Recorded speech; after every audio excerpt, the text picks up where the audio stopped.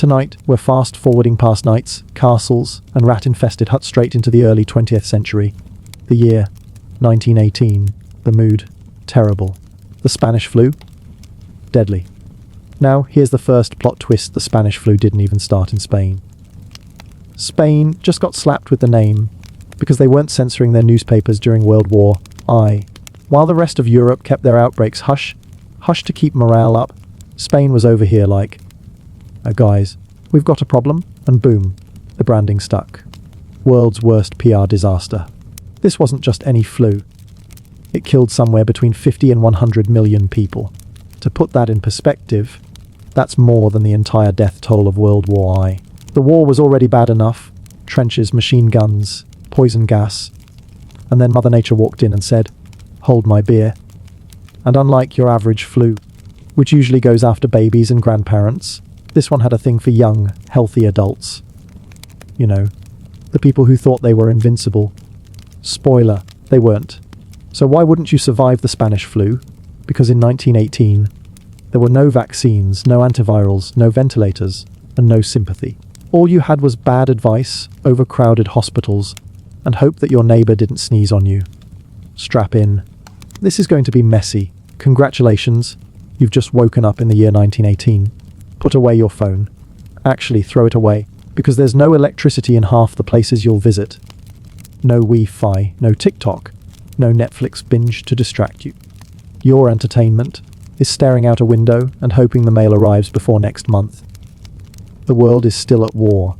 World War I is chewing up Europe, and millions of soldiers are jammed into trenches, troop trains, and ships.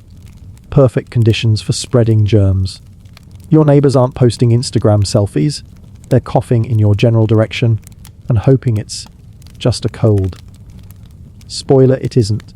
Daily life isn't glamorous. Cities are crowded, sanitation is dodgy, and people share houses like sardines in a can. Kids still go to school. Factories are running non-stop to feed the war, and soldiers are coming home in droves, bringing the virus with them as a souvenir. Thanks, fellas. The average home? Drafty, damp, and heated by coal stoves that fill the air with smoke. Everyone smells faintly of sweat, soot, and onions. Your toilet paper is whatever's lying around, and if you get sick, there's no cozy quarantine setup with Netflix and soup. Just a bed, a bucket, and the growing suspicion that you're next. Modern you wouldn't last 5 minutes. You complain when the barista spells your name wrong. In 1918, your biggest problem is whether you'll survive the week without coughing up a lung. And trust me, the odds aren't great. So the Spanish flu begins making its entrance in spring of 1918. At first, nobody's worried. People are coughing in army camps, factories and schools, but the symptoms seem mild. Just a headache, sore throat, fever. Nothing the average person hadn't seen before. Doctors shrug and call it 3-day fever. The first wave rolls through like an annoying relative. It's inconvenient, but not terrifying. People get sick, sure, but most recover. Life goes on. Factories stay open. Parades still march, and soldiers keep cramming into troop ships. The vibe? It's fine, just the flu. Have some whiskey and get back to work. But here's the thing: that mild flu is busy behind the scenes, mutating like it's training for a heavyweight title fight. By the time it comes back for round 2, it's stronger, meaner, and ready to slam entire cities. The denial was strong. Newspapers brushed it off. Governments downplayed it to keep morale up during the war. Meanwhile, hospitals quietly filled up, and soldiers coughed their way across Europe. Basically, everyone was in group chat mode. Lol, don't worry about it. Modern you wouldn't survive this stage, because you'd fall for the same nonsense. You already WMD a mild headache, and decide you're dying. Imagine hearing, "It's just a little flu." Don't panic. While half your neighborhood is hacking their lungs out, you'd either lock yourself inside with 50 cans of beans, or keep going to brunch because you're built different. Either way, you'd be toast. And remember, this is 1918. No home test kits, no rapid antigen swabs. If you felt sick, you either went to work anyway or collapsed in bed and hoped your boss didn't fire you before you died. Self-care wasn't exactly trending, so the first wave lulled everyone into a false sense of security. People laughed it off. Doctors underestimated it. Governments ignored it. And the virus smiled quietly and said, "See you in the fall." Fall of 1918. The flu comes back like a bad sequel. Except this time, it's not some mild headache and bed rest. Nope. This version shows up in full boss level form, swinging a baseball bat and ready to take out entire cities. Suddenly, it's not just kids and grandparents getting sick. It's healthy young adults. The people who usually shrug off colds like nothing. Soldiers in their 20s. Factory workers' moms, dads, even doctors. One day you're fine. The next day you're coughing up blood and turning blue. Spoiler, you don't recover. The speed was terrifying. Some people went from perfectly healthy to dead in less than 48 hours. Imagine feeling a little feverish in the morning, and by nightfall your skin looks like you lost a fight with a blueberry pie. Whole families were wiped out within days. Cities that had just finished parades for returning soldiers suddenly had hospitals overflowing with bodies.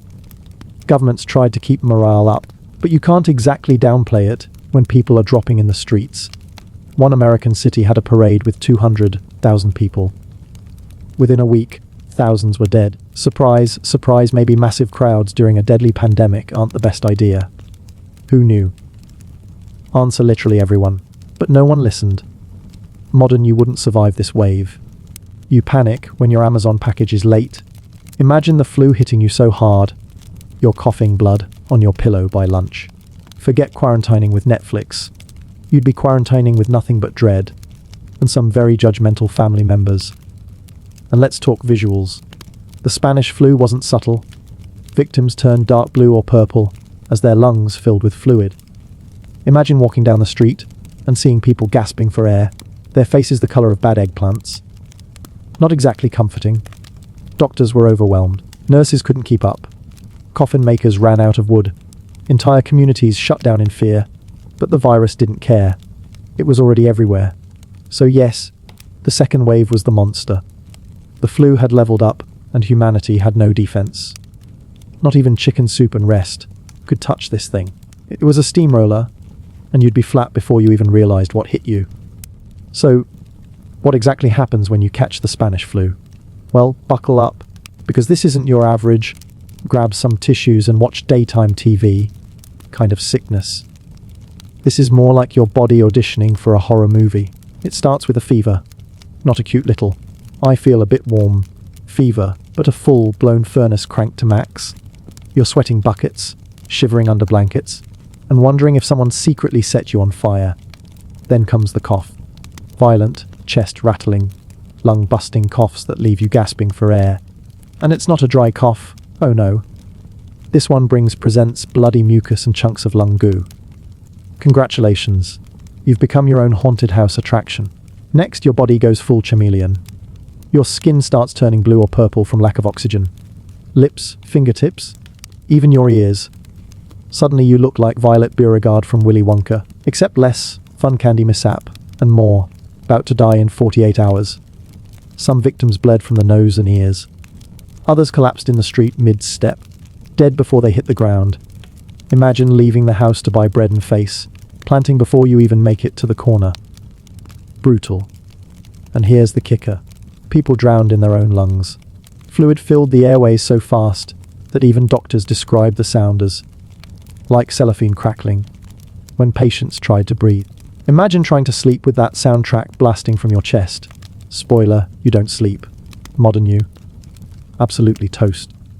You whine when your seasonal allergies make your nose run. Imagine your whole body turning into a mucus factory of doom.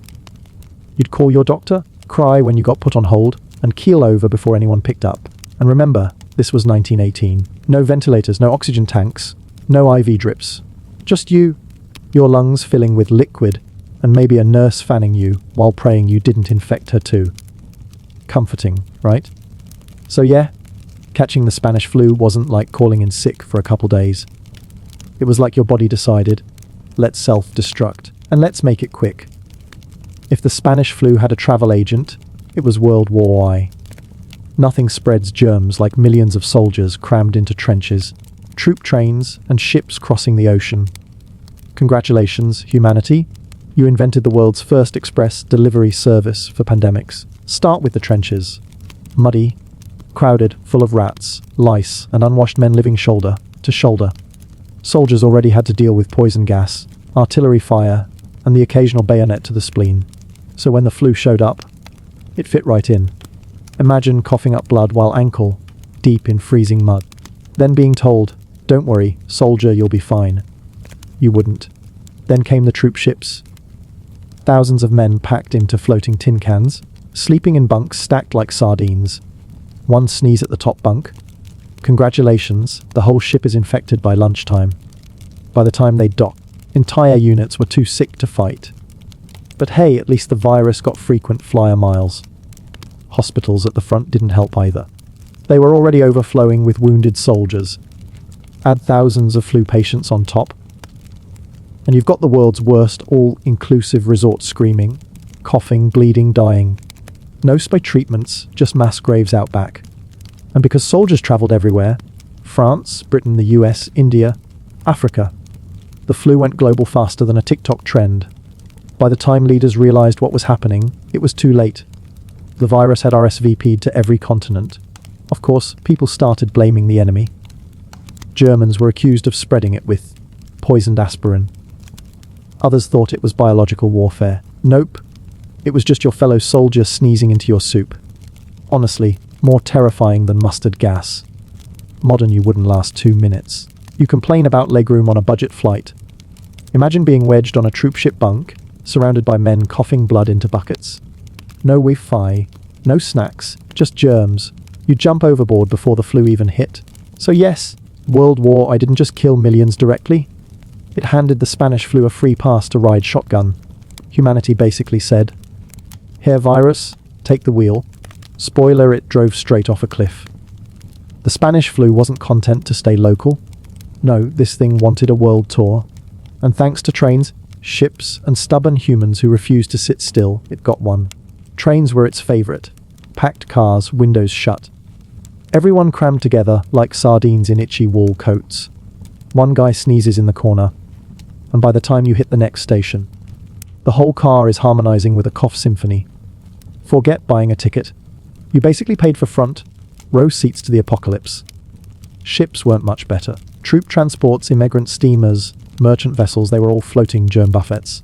Fresh air, rare, personal space, non-existent. You boarded with a suitcase and a dream, and disembarked with a fever and blue lips. By the time ships reached port, entire crews were half dead. Souvenirs include lung damage and regret. And here's the kicker, people still travelled while sick. No one stayed home. You didn't take a sick day in 1918. You dragged yourself to the factory, onto the train, or across town, coughing on everyone in your path. Public health wasn't a concept. It was just, don't bleed directly on the bread, please. The flu spread faster than common sense. Cities lit up like dominoes. One port infected, then the next, then the next. The virus had already RSVP'd to 5 continents. Imagine being shoulder to shoulder with 50 feverish strangers, all sneezing into the same air. No masks, no sanitizer, no hope. You'd try to open the emergency exit at mile 2. The Spanish flu didn't need clever strategy. It just rode the trains, rode the ships, and rode you. And everywhere it arrived, it unpacked the same gift, death. So how did people in 1918 try to stop the Spanish flu? Quarantine. Well, kind of. And by quarantine, I mean a piece of paper nailed to your door that basically said, "Yep, sick people inside. Good luck." Families were told to stay home if someone got sick. Sounds sensible? Until you realize homes were crowded, everyone shared the same bed, and the toilet was a bucket. If one person had the flu, congratulations, the whole house was coughing within a week. Quarantine signs were less about stopping the spread, and more about warning the neighbours. Don't borrow sugar from us, unless you want it seasoned with germs. Sometimes guards were posted outside houses to make sure no one left. Spoiler, people still left. They'd sneak out the back door, go to work, or visit relatives because, it's just a flu. Sound familiar? Humans haven't changed. In some towns, officials tried full lockdowns, closing schools, banning public gatherings, shutting theatres. For a while it worked, until people got bored. Then they went right back to parades, parties, and packed churches. Within days, infection numbers spiked again. Shocking, I know. And of course, the wealthy always found ways around it. Rich families fled cities for the countryside, leaving poor neighborhoods to choke on the flu. Nothing screams equality like watching your boss ride off to his summer house while you're stuck in a one-room flat with 5 coughing relatives. Modern you wouldn't survive this. You barely held it together during COVID with Netflix, food delivery and 10 different social apps. In 1918, no Netflix, no Uber Eats, just a quarantined house that smelled like onions and despair. Your entertainment was listening to Uncle Frank cough in the corner, while everyone else silently prayed it wasn't their turn. So yeah, quarantine in 1918 was more wishful thinking than public health policy. If you weren't already sick, you were about to be. The only thing that got quarantined properly? Hope. By fall of 1918, cities were panicking. Hospitals were full, funerals non-stop. And officials needed something to show they were doing their part. Enter the mask mandate. Suddenly, everyone was told to wear a cloth mask in public. Sounds good in theory. Problem: the masks were about as effective as using a wet napkin as a raincoat. They were made of gauze or cheesecloth, tied with string, and reused until they smelled worse than the flu itself. Doctors recommended boiling them every night, but most people just shoved the same mask in their pocket for a week straight.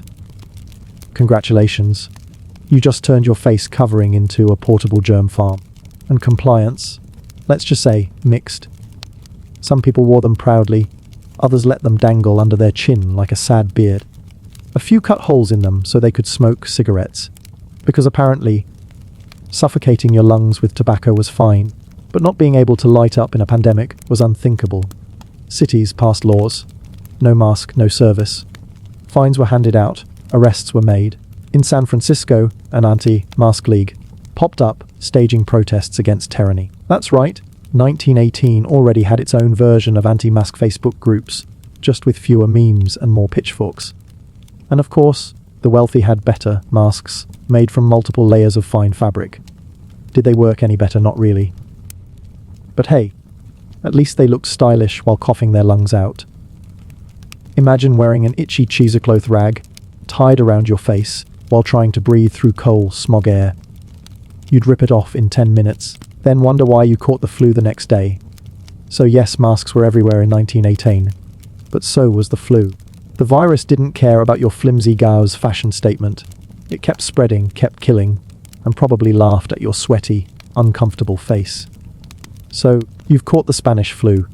Fever, cough, skin turning an alarming shade of purple. Surely, the doctors have a treatment plan, right? Wrong. In 1918, medicine was basically a dartboard. You threw random cures at the patient and prayed something stuck. Real doctors weren't much help. With no antivirals, no antibiotics, and no ventilators, their advice was usually, go home, drink fluids, rest. Translation, good luck, buddy. Try not to die too fast. Some recommended aspirin, but in doses so high it could kill you on its own. Imagine choosing between flu death or aspirin overdose. Fun times. Then there were the quacks, and boy, did they thrive. Patent medicines flew off shelves. Bottles of coloured liquid with names like Degat, Pierce's Golden Discovery, or Lung Bomb Supreme. Did they work? No. Did they usually contain alcohol, opium, or chloroform? Absolutely. At least you died slightly more relaxed. Other remedies included whiskey shots every few hours. Not terrible, but your liver filed for divorce. Onions tied around your neck. Congratulations, you smell like a sandwich and you're still dying. A castor oil to flush out the disease. Spoiler, it flushed out everything except the flu. Garlic stuffed in your nose. Because why breathe properly on your way out? Some even believed smoking cigarettes could help, because the smoke would sterilize your lungs. Yes, people thought setting your lungs on fire was the cure. Modern you would have probably tried it too, then complained about the aftertaste. And of course, there were the religious cures. Priests claimed prayer, relics, and holy water would keep you safe. Newsflash, the virus didn't care about your rosary. It just coughed right through it. Modern you wouldn't survive this circus. You already lose faith in medicine when your doctor says, it's just a virus, it'll pass. Imagine being told your options were onions, whiskey, or hope. You'd beg for Tylenol, while they handed you a bottle of snake oil supreme. So yes, 1918 medicine wasn't about healing. It was about guessing, hoping, and scamming. The only thing it really cured, your bank account. So you're sick, you can't breathe, your lips are blue, and Uncle Frank is already hogging the only bucket in the house. Time to go to the hospital. Right, bad idea. In 1918, hospitals weren't places of healing. They were waiting rooms for the afterlife. The Spanish flu hit so hard and so fast that hospitals ran out of space in days. Beds filled up, hallways lined with stretchers, and when those were full, they just dragged you into the gymnasium, the church basement, or a tent in the parking lot. Congratulations, you're now dying in what used to be a basketball court. Doctors, overworked and exhausted. Nurses, collapsing from fatigue or getting sick themselves. Supplies, gone. Imagine a hospital today running out of gloves, masks, and oxygen. Now strip away antibiotics, ventilators, and painkillers. What's left? A nurse fanning you with a piece of cardboard and hoping you don't die before her shift ends. And don't expect privacy. Patients were crammed side by side, coughing blood into the same air, while doctors shuffled from bed to bed like grim reapers with stethoscopes. At the height of the pandemic, some hospitals had so many bodies they stacked them in broom closets until the morgue caught up. Cozy. Volunteers were drafted to help, but most had zero training. One day you're selling hats at the department store, the next your elbow, deep in feverish strangers, praying you don't keel over yourself. Modern you wouldn't survive. You already complain about ER wait times when you sit for 2 hours with a sprained ankle. In 1918, you'd be lying on the floor next to 10 other feverish strangers, wondering if the nurse will get to you before your lungs stop working. Spoiler, she won't. Hospitals weren't the cure. They were the stage. The flu was the star, and you. You were just another audience member waiting for the curtain to drop. If anyone deserves a medal for surviving 1918, it's the nurses. They weren't just overworked. They were running the entire circus, while the doctors collapsed or ran out of ideas. Picture it, wards overflowing, patients stacked like cordwood, and a nurse in the middle juggling 40 people who are all coughing, bleeding, or turning blue. No breaks, no sleep, no protective gear. Their PPE was an apron. Maybe a gauze mask if they were lucky. Basically medieval cosplay in a modern war. Many of these women weren't even trained. Cities begged for volunteers. Teachers, housewives, students, all pulled in to hand out soup, mop up vomit, and try to keep people alive. One day you're grading spelling tests. The next you're learning how to change bandages on a man coughing blood into your face. And pay? Forget it. Nurses were underpaid even before the flu. During the pandemic, they worked around the clock for pennies, or for nothing at all if they were. Volunteers. Heroic, absolutely. Exploited, you bet. The worst part, they got sick too. Constant exposure, no real protection, no vaccines. Entire nursing staffs were wiped out in some cities. Imagine spending 2 weeks nursing strangers, finally collapsing into bed, and then realizing, oh, great, now it's your turn. Imagine running between 30 dying patients, carrying buckets of vomit, and getting sneezed on 400 times before lunch. You'd quit faster than you can say, I'm updating my LinkedIn. And yet, these women kept showing up, day after day, cough after cough, funeral after funeral. Some out of duty, some out of faith, some because nobody else would. They held the hands of the dying when families couldn't. They spoon-fed broth to people too weak to lift their heads. They were the last bit of humanity in a world drowning in germs. The sad truth. Without them, the death toll would have been even worse, and it was already catastrophic. So yes, nurses and volunteers were the heroes of 1918. But heroism came with a cost: exhaustion, poverty, and often an early grave. In 1918, funerals weren't rare events. They were daily appointments. Death was so common that the Grim Reaper basically opened a franchise and ran out of punch cards. Cemeteries filled up almost instantly. Coffins. Forget it. Wood was scarce thanks to the war. So unless you were rich, you weren't getting a nice box. The rest of you were wrapped in a sheet, maybe a burlap sack, if someone was feeling generous, and dropped into a trench with 20 of your closest flu victims. It was the Costco version of a burial. Buy one, bury 10 free. Funeral homes. Completely swamped. Undertakers were working overtime, sweating in their suits, and still couldn't keep up. Some cities had literal corpse backlogs, bodies stacked in hallways, churches, or left on porches until someone came to collect them. Nothing says, "Welcome home," like tripping over a dead neighbor on your front steps. Religious services got the speed, run treatment. Priests had to bless so many bodies that they switched to express mode, sprinkle, mumble, move along. No touching, no speeches. If you were lucky, you got a prayer. If not, you got a shrug. He lived, he coughed, he died next. And don't think your family was exempt. If there weren't enough grave diggers, families had to bury their own. Imagine being half delirious with fever and still out there with a shovel, digging a hole for Aunt Martha while hoping you didn't keel over mid-swing. That wasn't mourning. That was cardio. Eventually, people stopped reacting at all. Death became background noise. Whole households wiped out.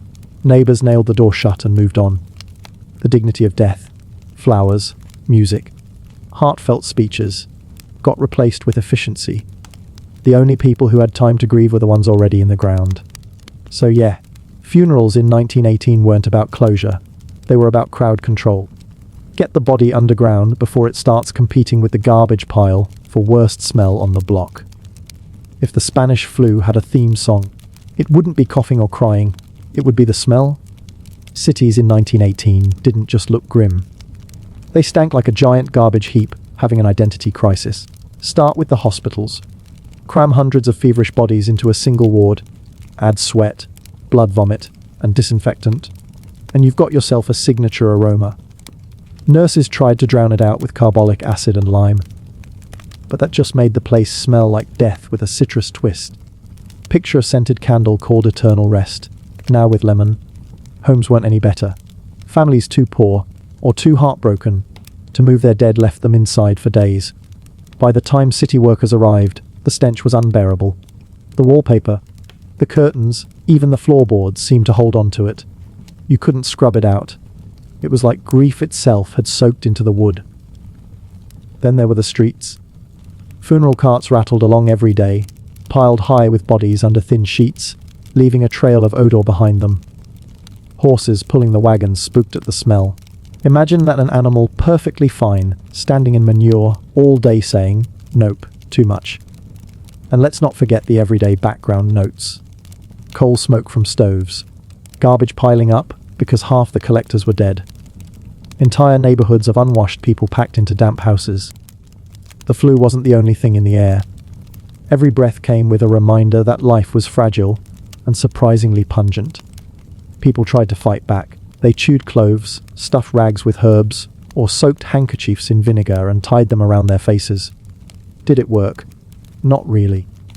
But at least it made you smell like a salad while you coughed up blood. So, if you lived in a flu-stricken city in 1918, you didn't just hear and see death, you breathed it in. Every inhale whispered, "This is what the end of the world smells like." Here's the strangest part. Even as the Spanish flu tore through entire cities, plenty of people still refused to believe it was serious. Yep, denial isn't new. It just wore different clothes back then. At first, governments downplayed it. Remember, this was wartime. Leaders didn't want the public panicking, so they brushed it off as just influenza. Newspapers followed suit, publishing cheerful headlines while half the neighborhood was turning blue. It was the 1918 version of, "Don't worry, everything's fine." Meanwhile, funeral carts rolled down the street like clockwork. Citizens bought into it. People insisted it was nothing worse than a seasonal bug, even as entire households disappeared. In some towns, folks kept holding parades, sporting events, and church services because, hey, why let a little pestilence ruin your weekend plans? And when things did spiral out of control, the rumors kicked in. Some swore the Germans had unleashed it as a secret bioweapon. Others claimed aspirin overdoses were to blame. One doctor even suggested it was caused by cosmic influences. Translation, when in doubt, blame the stars. The denial didn't stop the flu, of course. If anything, it helped it spread. Crowds kept gathering, people kept working, and the virus kept laughing in the background. Nothing boosts infection rates like 200,000 people packed shoulder to shoulder in a parade for war bonds. Irony of the year. The people who mocked it as just a flu often dropped dead the fastest. A cough in the morning, a funeral by Friday. That'll teach you to roll your eyes at germs. Denial was comforting, sure, but it was also deadly. And in 1918, the line between "I'll be fine" and "bury me next to Uncle Frank" was about 2 coughs wide. By the end of 1918, people were exhausted. They'd buried relatives, neighbors, co-workers, and half the clergy. Surely the flu was finished, right? Wrong. Like a bad stage performer. It came back for an encore nobody asked for. Winter rolled in, and with it came the third wave. It wasn't as explosive as the second, but by then, even slightly less catastrophic, felt unbearable. Communities were drained. Doctors were gone. Nurses were dead or too weak to keep working. Grave diggers had arm muscles like bodybuilders and zero sense of humor left. Cities tried to rally, but morale was gone. Parades cancelled. Schools still shut. Even churches, which had fought tooth and nail to stay open, finally went quiet. People stopped gathering, not out of wisdom, but out of sheer exhaustion. Nobody had the energy to be in denial anymore. And yet, the flu still found ways to slip in. Troop ships returning from war carried it back and forth across the oceans. Factories kept running because someone had to make the coal and bullets. Families still squeezed together in tiny houses because heating an extra room was a luxury.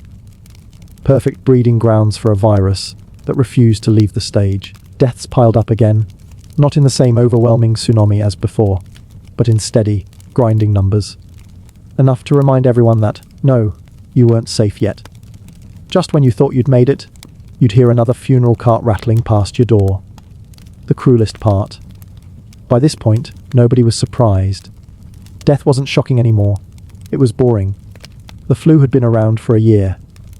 People got used to coughing neighbors, empty chairs at dinner tables, and the smell of disinfectant on every corner. Tragedy had become routine. If the second wave was a thunderclap, the third was a dull, heavy rain that never stopped. No drama, no spectacle. Just the endless reminder that life was fragile and the virus wasn't done with you yet. By spring of 1919, the worst had finally passed. But after 2 winters of coughing, digging, and burying, the world wasn't celebrating. It was limping. By mid-1919, the Spanish flu had finally burned itself out. No miracle cure, no vaccine, no clever medical breakthrough. The virus simply ran out of bodies to chew through. Humanity didn't win. The flu just got bored and left. The body count? Somewhere between 50 and 100 million worldwide. That's more than World War I, which had just ended months earlier. Imagine surviving machine guns, mustard gas and trench foot, only to come home and die of a cough. History really knows how to twist the knife. And yet, when the dust settled, the world didn't build monuments to the victims. There were no grand memorials, no yearly ceremonies. The Spanish flu was so depressing. People collectively decided, let's never talk about this again. And they didn't.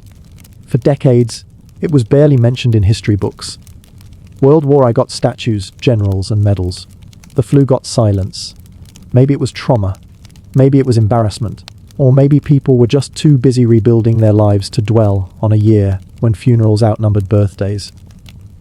But it's odd, isn't it? 50 million dead. And the cultural response was basically, yeah, let's just move on. The only real changes were subtle. Public health departments grew stronger. Cities started investing in sanitation. Doctors got more serious about research. And the rest of the world quietly hoped they'd never see anything like it again. Spoiler, they did. But for the survivors, the scars were everywhere. Families missing half their members. Streets with gaps where businesses once stood. Entire neighborhoods hollowed out. Life didn't go back to normal. It stumbled into something new, dragging grief along like unwanted baggage. And the cruelest irony, the Spanish flu left no heroes. No single figure to rally around, no victory to celebrate. Just nurses collapsing, doctors guessing, and ordinary people digging too many graves. If the Black Death had become legend, the Spanish flu became a footnote. Maybe that's the saddest joke of all. Humanity lived through one of the deadliest events in history, and then collectively decided to forget it. If adults in 1918 thought they had it bad, spare a thought for the children. The Spanish flu didn't just kill parents, it left behind a small army of orphans who suddenly had to figure out life without grown-ups. Childhood, cancelled. Orphanages overflowed overnight. Buildings designed for a few dozen kids suddenly had hundreds crammed inside. Food was short, beds were fewer, and discipline usually came in the form of a nun with a wooden ruler and zero patience. Trauma was free with every meal. Not every child even made it that far. Some wandered the streets looking for relatives who were already gone. Neighbors found toddlers alone in houses with dead parents, or babies left crying beside unresponsive mothers. If that image isn't haunting enough, remember this was happening in city after city, street after street. The ones who still had family weren't exactly spared. With parents sick or gone, kids were shoved into adult roles. 10-year-olds became the new breadwinners, hauling coal, fetching water, and trying to keep their households running. Playtime turned into survival time. Instead of hopscotch, it was, who's digging the grave today? Schools didn't help. Many closed, teachers were sick, and classrooms became makeshift hospitals.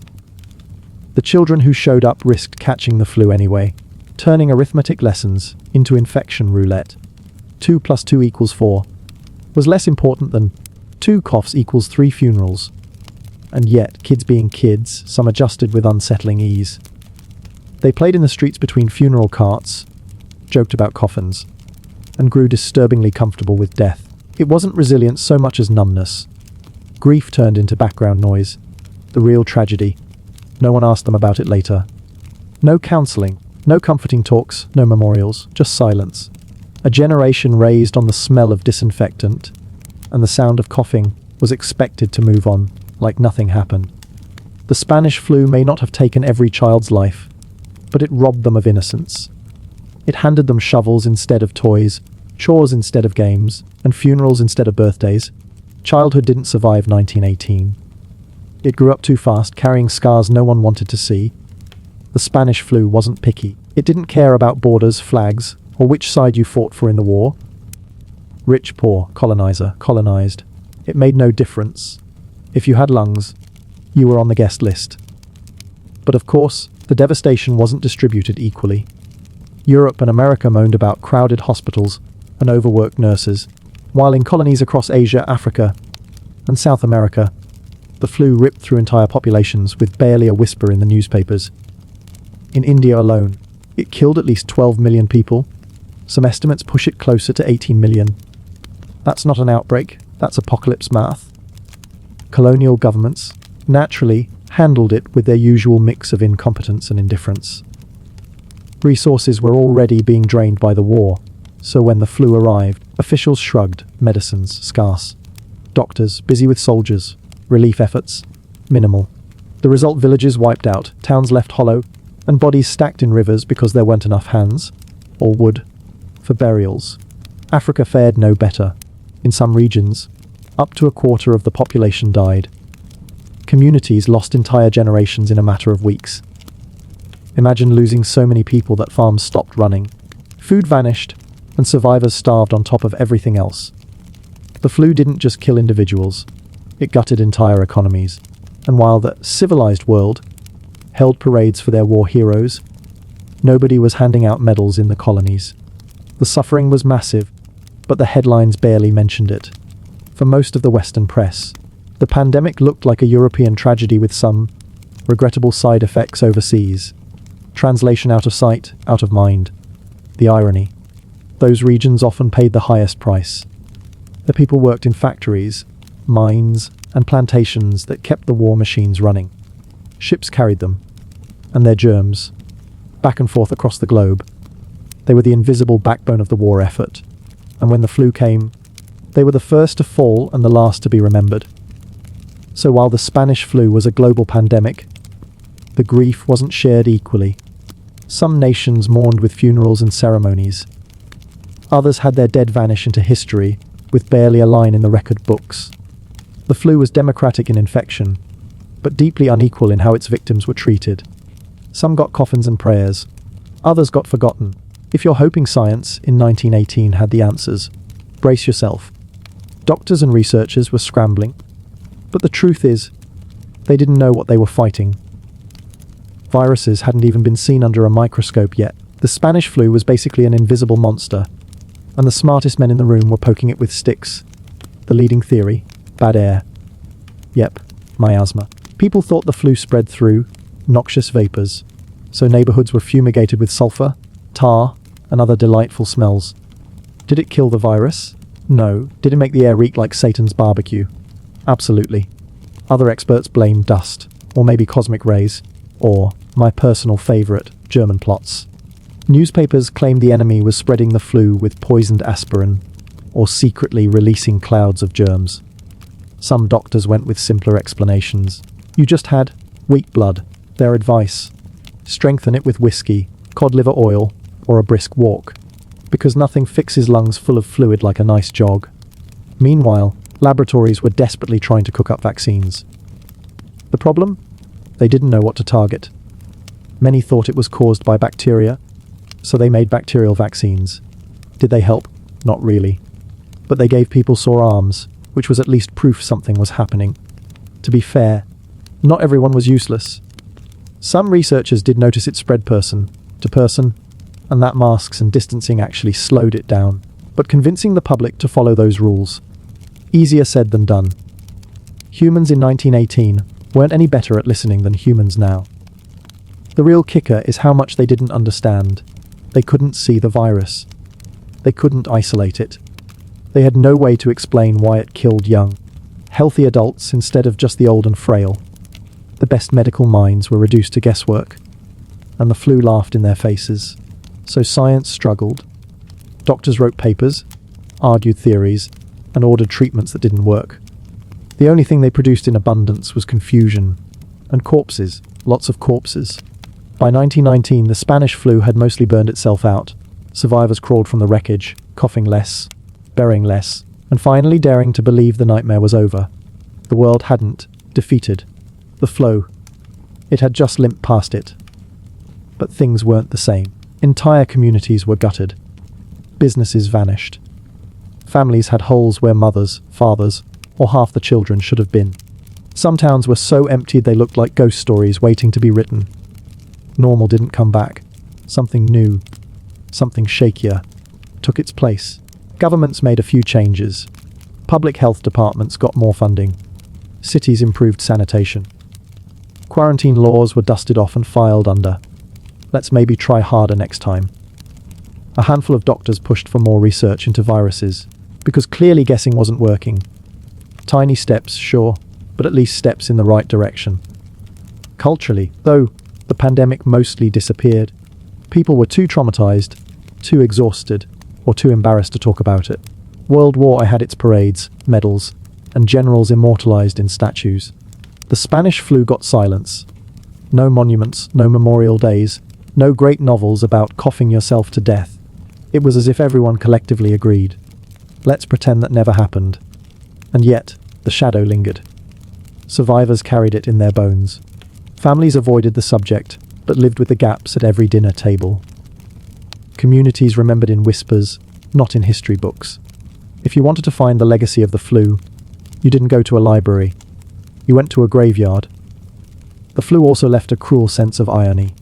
Humanity had endured 4 years of world war, thinking the end of fighting would mean peace.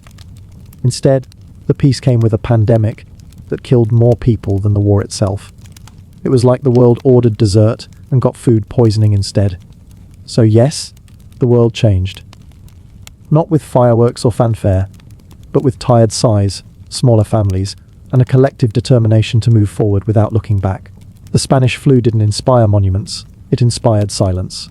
So, after 20 chapters of fever, funerals, and fumbling doctors, what's the takeaway? Simple. You wouldn't survive the Spanish flu, and honestly neither would most people in 1918. But that's the point. The Spanish flu didn't just kill, it humiliated. It showed how fragile society was when faced with something invisible, unstoppable, and entirely unimpressed with human pride. Governments tried to hide it. Doctors tried to outsmart it.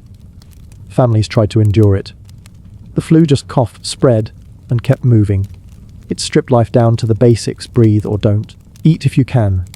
Dig graves if you're able. For millions, that was all there was.